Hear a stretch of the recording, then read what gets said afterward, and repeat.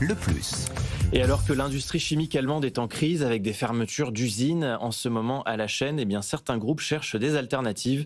Parmi eux, le finlandais UPM, c'est un papetier qui a inauguré cet été une raffinerie de produits biochimiques.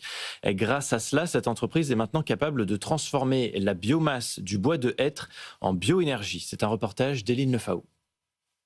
Contrairement à la majorité des industriels qui plébiscitent le tronc du hêtre, ici, ce qui intéresse, ce sont les branches. Un bois qui sera transformé en copeaux, traité, puis fermenté dans d'immenses cuves métalliques. À l'arrivée, d'un côté, un liquide utilisé dans la fabrication de textiles et de bouteilles. De l'autre, une poudre brune qui servira d'alternative, par exemple, dans la production de pneus, comme l'explique Martin Ledvon, chargé de communication et durabilité chez UPM. Ce sont des produits chimiques spéciaux qui sont finalement utilisés dans toute une série d'applications dans le domaine du caoutchouc. Ils y remplacent le noir de carbone, un produit à forte teneur en CO2.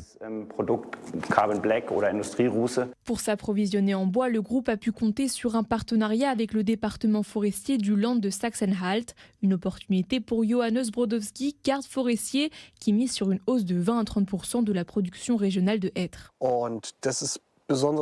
La coopération entre l'UPM et le département forestier est un avantage considérable parce que le hêtre industriel, tel que nous le voyons ici, était plutôt un produit marginal et son utilisation était plutôt secondaire.